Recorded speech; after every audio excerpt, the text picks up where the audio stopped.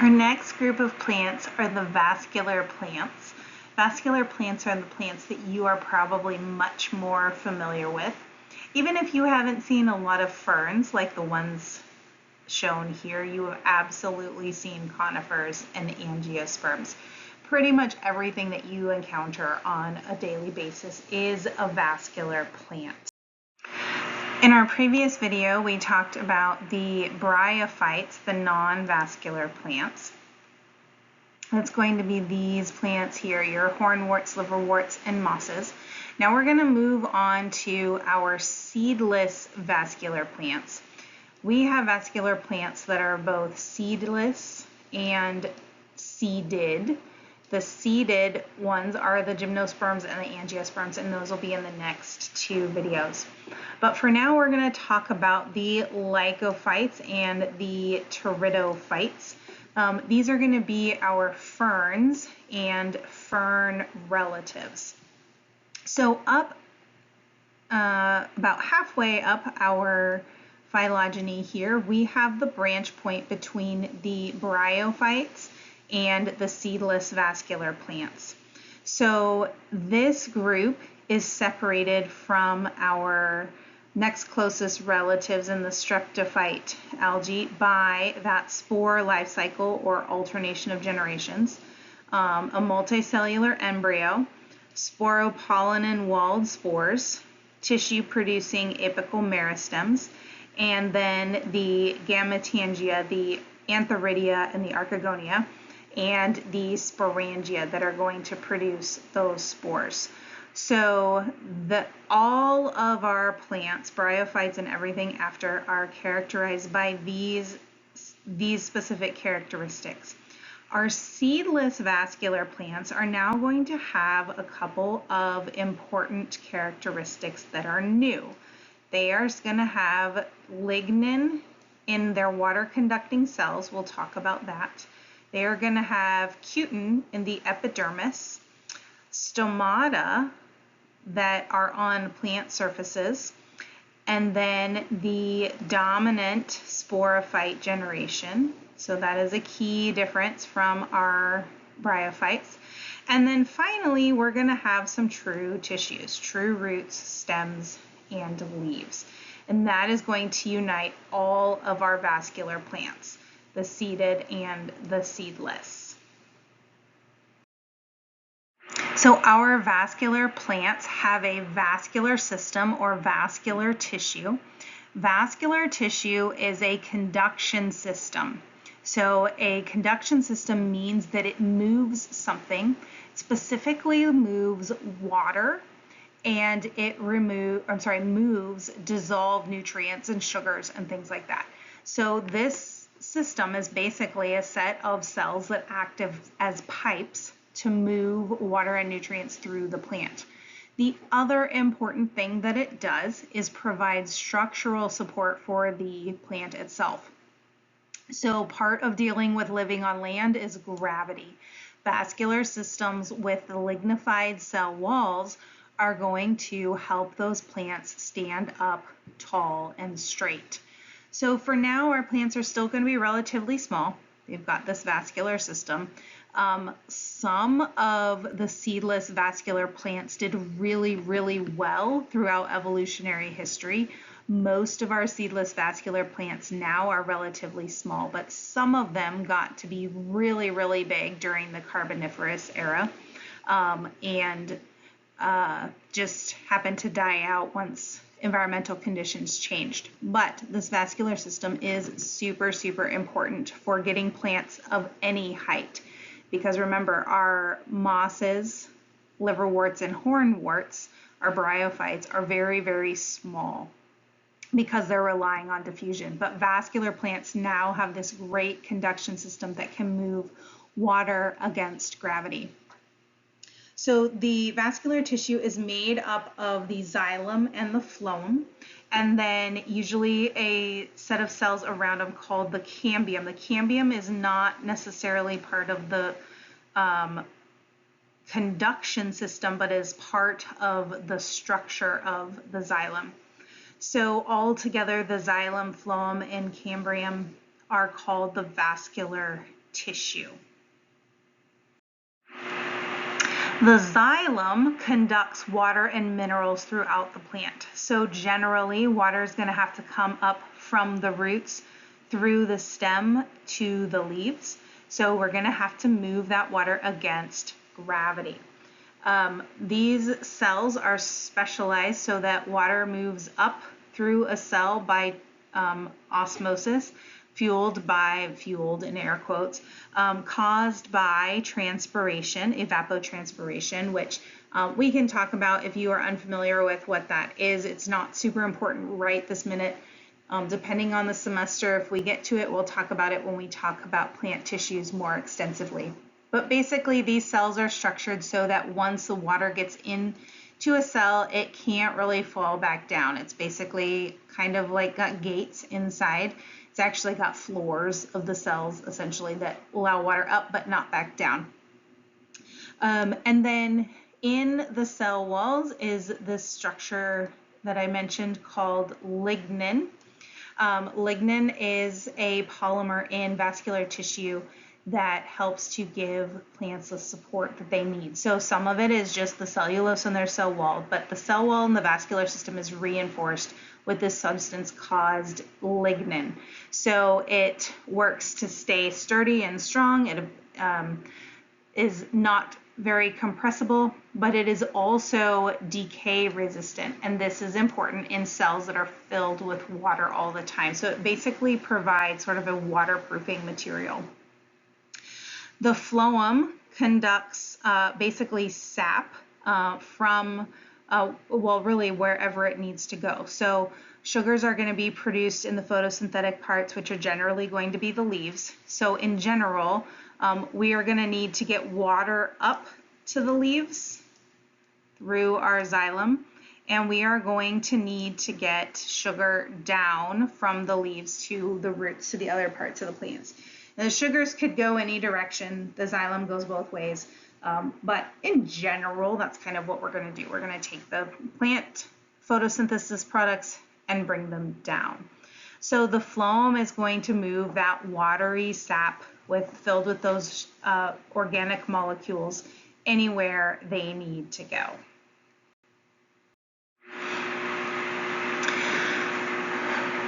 So vascular tissue occurs in and connects the major organs of our plants. Plant organs are going to be the stems, roots, and leaves. So you're probably generally familiar with these parts already from just living on Earth and going to school for the last 15 or so years. Stems are going to be our strong central support organs. They often branch off into our leaves, into branches, if you are a plant that branches.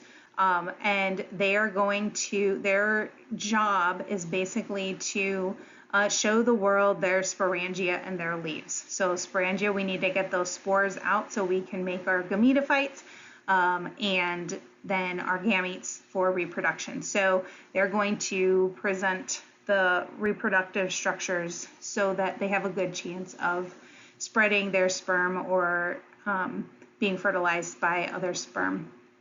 And then of course we've got the leaves. So part of the stem's job is to present the leaves to the sunshine so those leaves can lay out flat, collect all of that sunlight energy.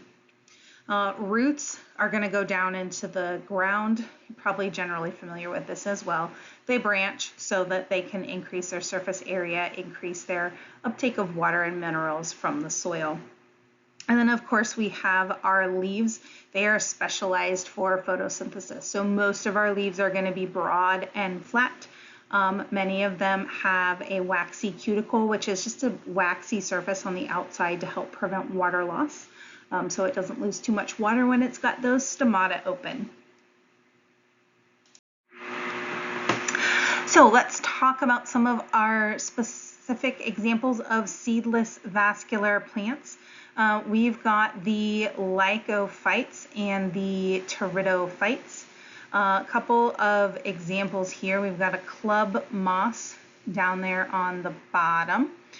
They are called club mosses because they kind of resemble mosses and they have this club-shaped sporangia on them. Down here on the bottom, we've got a couple of different types of ferns. We've got a horsetail fern and a whisk fern. So ferns are going to be our most common example that you guys are going to be familiar with. We have a couple of ferns in our classroom, so you could come look at it anytime you would like. Key difference from the true mosses, hornworts, and liverworts is that they are dominant sporophytes. So this fern plant here on the left-hand side, that is your sporophyte. You can't even really see the gametophyte.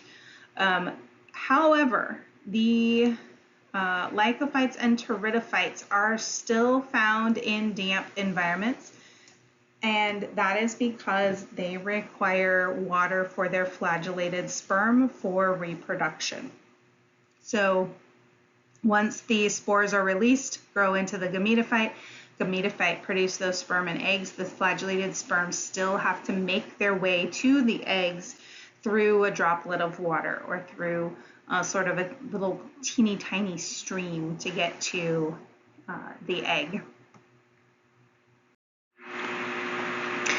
All right, so we've talked about this a couple of times. This is really just going to be kind of a summary slide. I'm going to go through it really quickly, but please, if you need to take time to write this down, go ahead and pause the video. So our vascular tissue is going to allow our plants to grow stronger and to remain metabolically active. So right now we're talking about ferns compared to mosses. But these vascular systems are going to apply to all of our remaining plant groups that we're going to talk about. So vascular plants can maintain their water content. Basically, this means they're not going to lose it as quickly, and it also means they control their water movement and their water content much better. So, excuse me, I yawned. A vascular system is going to allow water to be moved from the roots to the leaves. We need water for photosynthesis. If this was a moss, it would have to happen by diffusion or osmosis, and this is not going to happen well over long distances. So that vascular system allows for water movement over much larger distances, which allows those plants to move, to grow, to be taller. The vascular system also allows sugars to be moved from the leaves to other parts of the plant for cellular respiration. So any cell in the plant is going to need sugars for cellular respiration. So the vascular system is going to be able to move those sugars down to those parts from the leaves.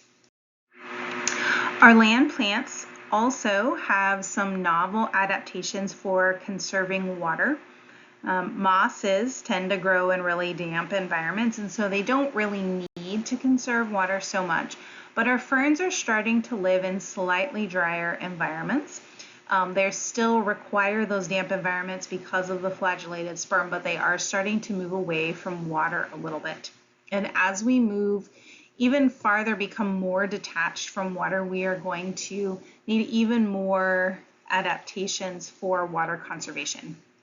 But two ways that water is conserved in our land plants are by a waxy cuticle. So most surfaces of plants have this sort of wax-like outer layer, and that's just going to prevent water. If you've ever looked at the top side of the leaf, especially after the sprinklers have hit it, or when there's dew on it in the morning after a rain shower, you see that water droplets bead up on it. That's because waxes are a type of lipid, which is a fat. So they're going to be hydrophobic, and they're going to prevent water loss by blocking the water from going through. So they are this thick layer of cells with a waxy layer on the outside. In the center, just to show you what you're looking at, this is a vascular system, the vein in a plant. And then right here on the side, we've got a stomata, which is another one of our adaptations.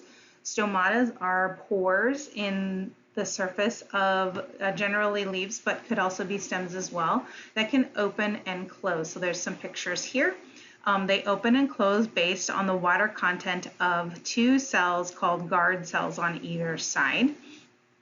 And when we get to our tissue section, we may learn a little bit about those guard cells and how they work.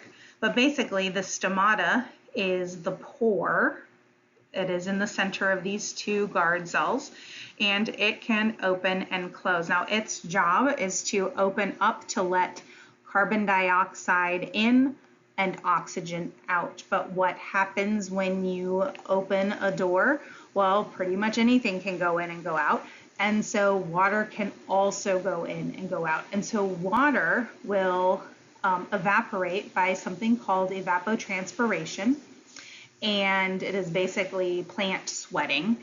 So plants release water when it's hot. The hotter it is, the more water gets released out of their stomata.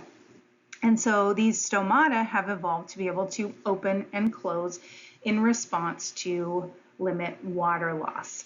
Now, in Biology 101, you would have talked about some adaptations to allow photosynthesis to continue to go on in the event that a plant has to keep their stomata closed for long periods of time. So plants that evolved in really hot, dry environments have also evolved special versions of photosynthesis so that they can keep their stomata closed for a little longer. But stomata are going to allow the limiting of water loss, which is going to be really important on land. We are going to look at the alternation of generations for our seedless vascular plants, specifically the fern. Keep in mind that once we hit our lycophytes and pteridophytes, we have the diploid sporophyte dominant plant. So the plant that we see is the sporophyte. For our vascular plants, they still have flagellated sperm. So still tied to water in some sense. They still live in damp environments, require that damp environment for the flagellated sperm. But on the underside of our ferns, we can see the sporangia. So on this image here, the sporophyte is the whole branch with the leaves, and these little orange clusters are the sporangia. These spores are going to be released from those sporangia, and they are going to land on the soil somewhere and grow into the fern gametophyte. So the simple version of the fern alternation of generations is actually in the previous image. You may want to check back to your lecture notes for that. You can actually see the fern gametophyte. It's a little bit larger than some of the gametophytes in our later plants. And you can definitely see the spores. So this image here, we're just going to go through it really, really quickly. I'm going to point out some of the differences. This is a fiddlehead fern. You can see it unfurling here. And then we've got the sporangia on the bottom with the little tiny spores inside. Those spores are going to be released, and they are going to land on some soil and grow into the gametophyte. So the gametophyte in the ferns is much, much smaller, but it is still visible to the naked eye. We have a model of this in our class. You looked at gametophyte slides in our plant lab, so you may recognize this from the plant lab. They are going to be small, probably like the size of a thumbnail or smaller. You may have never seen one of these. I've never seen one in person. If you've walked by a fern and one was there, you probably missed it. But you can technically see it. So this is our gametophyte. These are the same thing. One is a drawing, one is the microscope version. Just like the moss, that gametophyte is going to produce gametes. Sperm and egg are going to combine to produce that diploid zygote, which is then going to grow into the sporophyte. So the cycle is the same here. It's just that our sporophyte has gotten much bigger, and it does a much better job at protecting those spores in dry environments. And then our gametophyte has gotten a little bit smaller.